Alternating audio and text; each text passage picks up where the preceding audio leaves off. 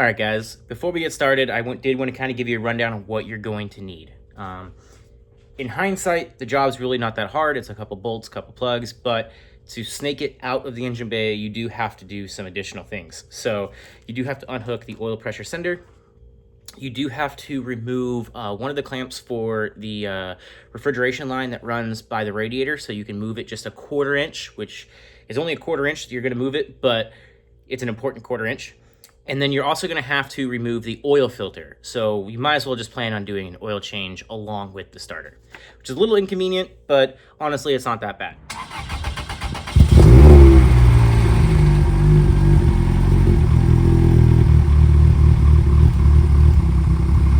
Now we're going to be doing a starter on the ZZE110. It's been giving me trouble, and it's been getting progressively worse to the point now where it's really hard to start. So basically, I turn on the key. I mean, everything works just like normal. Go to click on the start. You can hear the solenoid kick the little gear out. You can hear it engage, but it's not rotating. And after a bunch of tries, it might do a really weak turn of the starter motor. And then every once in a blue moon, it'll do a full pull of power with the starter motor. So in my experience with dealing with electrical motors and other capacities, it's telling me that the electrical motor is basically going out. So it's the starter. So I'm not an automotive tech, but I'm self-taught. But that's where I'm leaning towards. So we got a brand new starter from Toyota. It is a reman, but it's a reman from Denso, who made the starter for Toyota in the first place. And it's basically, they just take some core parts and then replace all the guts. And it is basically as good as you're going to get, because this part is discontinued, but they still, as far as new parts, but they still refurbish them and rebuild them. So that's what we're going to go with. All brand new OEM parts, good enough for me. Now real quick, we'll just break down the starter. So this is what I'm talking about the solenoid popping. See how this gear can come out? So that's the solenoid. So it's engaging the gear, but it's not actually turning it, which tells me it's the motor that has worn out. So it's pretty simple. It's literally just 2 bolts that go into the transmission, a power wire, and a signal wire. So basically the process we're gonna do is we're gonna unplug the signal wire, we're going to remove the power wire, then we're going to remove the 2 bolts from the transmission, pull the old one out, slap this one in, put in the new bolts, put in the power wire, and then plug in the signal wire. Now, typically, I would say that the very first step of this process would be to remove your battery. But for reasons that I'm not going to get into in this video, we're not going to do that. We're going to do it hot. So we're going to take this wire off. It's going to have live battery power, and then we're just going to wrap it in electrical tape. It's got a plastic cover on it, it looks like, on my car, which you'll see later. But we're just going to make sure that connection stays away from any other metal so it doesn't short. And we're just going to keep it live for reasons. But that's basically it. It's a signal, a power, 2 bolts. So where these get difficult is on some cars it's difficult to reach, other cars it's not. The AE86 is super easy to do. This definitely have access to the wire connections and this bottom bolt, but this top one is directly under the intake. There's room, but it's blind, so it's going to be like fishing with an extension, but I think we'll be able to get it all right. So while looking at this starter, I noticed obviously we have one just clean hole, and then we have one that's tapped. And I was like, wait, what? Because that would mean that, like, this is the clamping force, which would mean the bolt has to come in the other way, which would mean it has to go through the bell housing. Because, you know, like, getting through this manifold would be difficult, but that's exactly what Toyota did.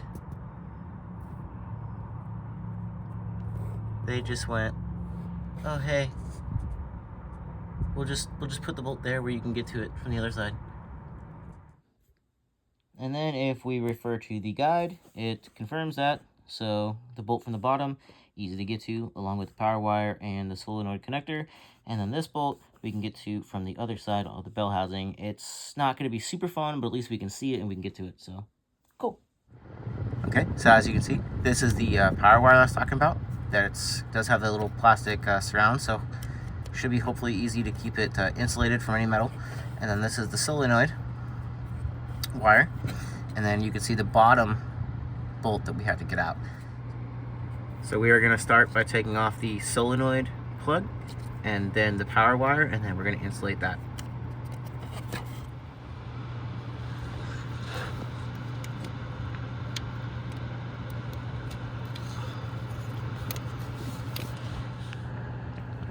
Alright, so next is this power wire, which we're just going to use a really long extension and a 12 millimeter, like so, and we're going to crack that loose. Alright, now with that nut off, I'm just going to pull that wire off, and we're just going to keep it away from anything metal. Okay, now we're on to the bottom 14 millimeter bolt, which is kind of in a tricky spot here, but I think we can get it. I'm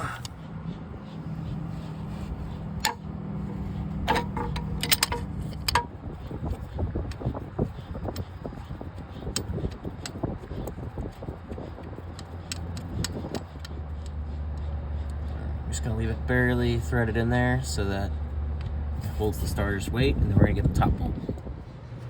Right, and then we're just gonna sneak in. It's kind of tight, but we're gonna sneak in from the front of the car here.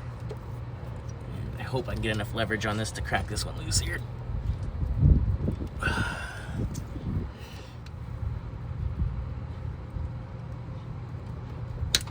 Ooh, there we go. And then we're gonna go ahead and just take this bolt out.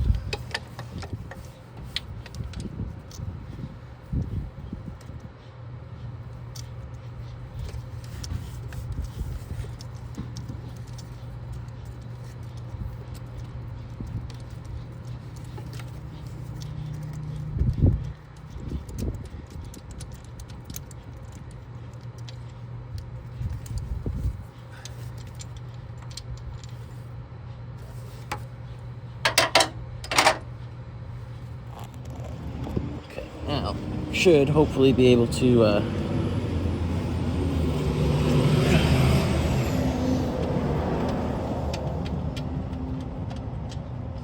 take this other bolt out, and then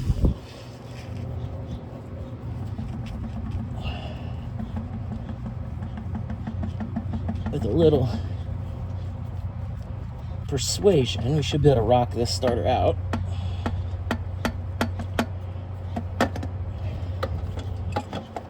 Hopefully sneak it down. Oh, that's a tight spot here, ain't it? Alright, so I started by unplugging the oil pressure sensor, and then we had to take the oil filter off. And then I disconnected this bracket, although that's not going to give me a lot of room. We're going to see if we can finagle this starter out, but this might be a bigger job than what we had planned initially. So let's see if we can get this thing out.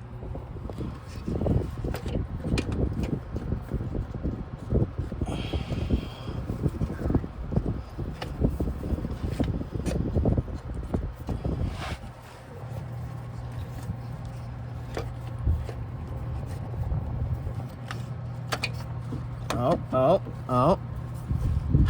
Yeah, there it is. So I don't know if you could see in that last clip, I tried to get the best shot I could of me pulling the starter out. But like I was saying in that clip, I did have to pull the oil filter off to get the starter out of the engine bay, which is fine. It was due for an oil change, but I don't have a filter, and I mangled that one getting it off. So it's fine in the grand scheme of things. It was due for an oil change anyway, but it's going to delay us getting it completely done, because I can get it done and bolt it in, but we're not going to be able to crank the car over until later when I can get another oil filter. So a little bit of a bummer, but we're going to press forward. We're going to get it in and continue the video. So I'd like to, compare the two parts They obviously look the same. They have the same components, the same dampers, the same drain. Everything looks the same. The part number is a 28100-ODO20, whereas this one is a 28100-ODO10-84. But this is a remand, so it is going to be a different part number. But it came directly from the factory, so it should bolt in. But I like to just double check.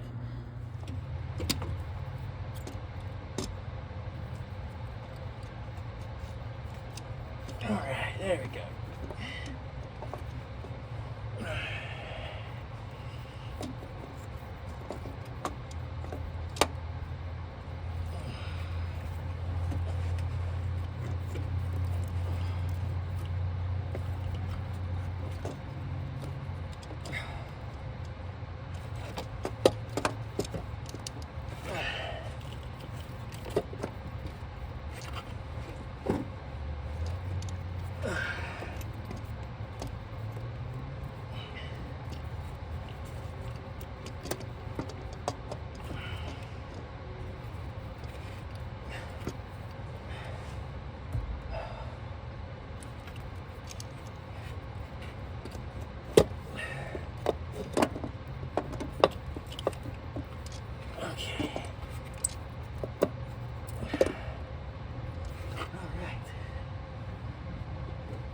Where's the bolt?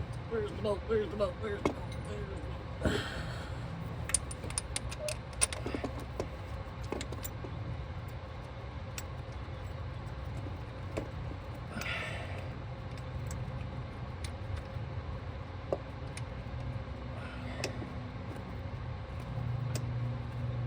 Okay.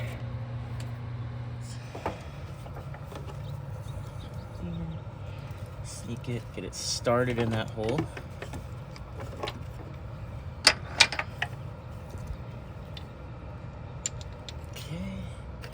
Push the starter up against it and get it threaded in. Be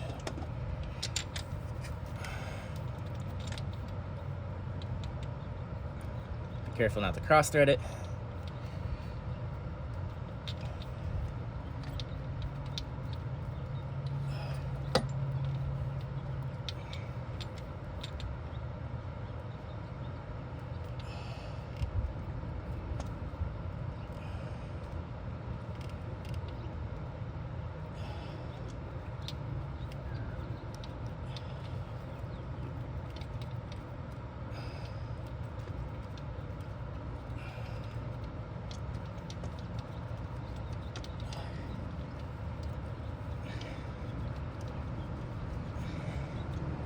Basically, just keep wiggling the starter while you screw it in. That way you can feel it go all the way in, like it just did. Now we're going to get it hand tight on the bottom. And then just in reverse order, we're going to sneak this wrench in here and get this top bolt tight and cinch down.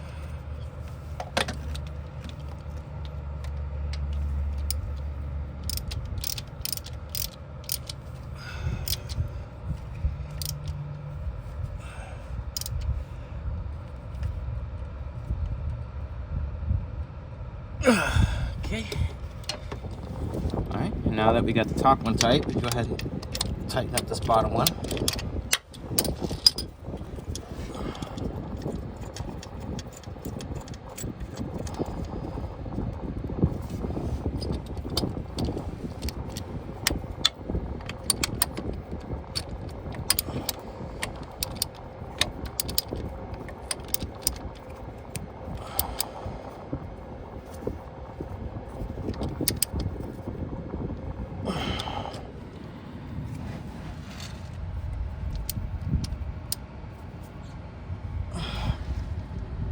Okay. Actually, we should double check that. Kind of slipped off. It's pretty tight, but I just want to... Yeah, that's tight. Okay. Alright. Now we're going to take the nut off for our power.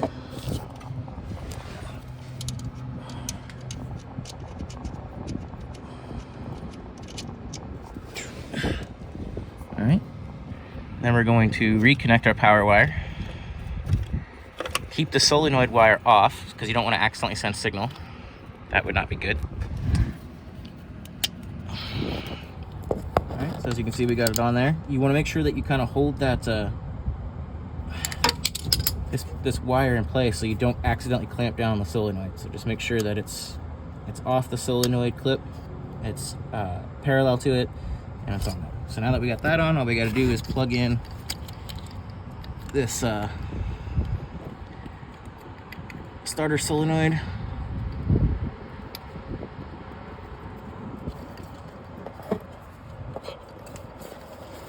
Sorry, I'm trying to get up there where you guys can see it too. All right, it's clipped in, and that in theory is the starter. We're also going to go ahead and re-plug in this oil pressure sender. All right, and then we'll tighten up this bracket again with the 10mm nut.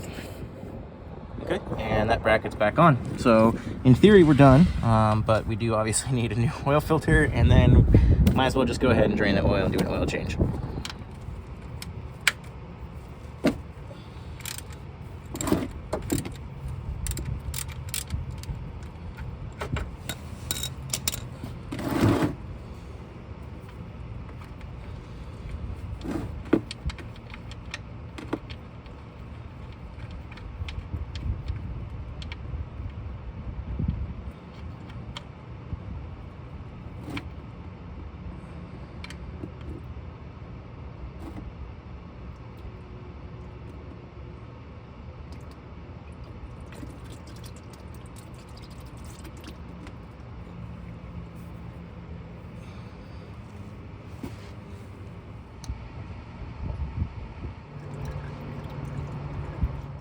All right, since we're dead in the water and this really doesn't justify its own video, we got some bonus content.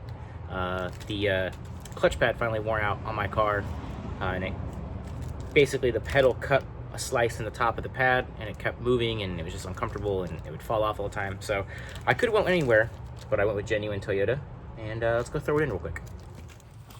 Okay, so as you can see, it's just the pedal, no pad on there. And honestly, I probably should have got one for the brake too, but we'll do that next time we're at the dealer.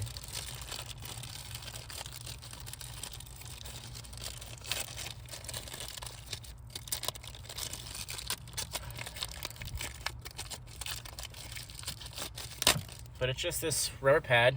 It's got kind of a lip all the way around, so you just got to kind of stretch it over the pedal.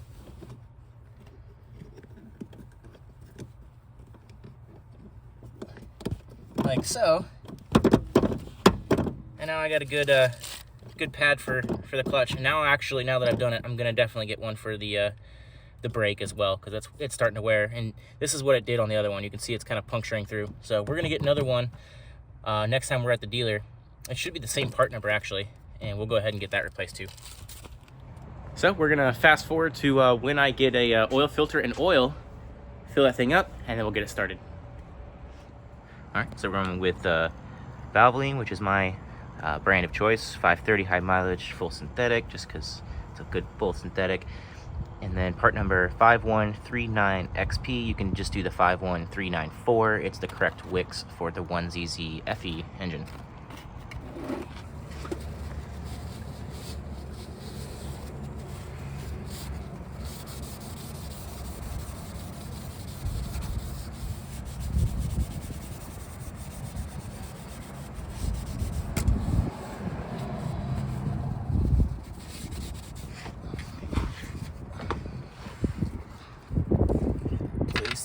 Drain plug.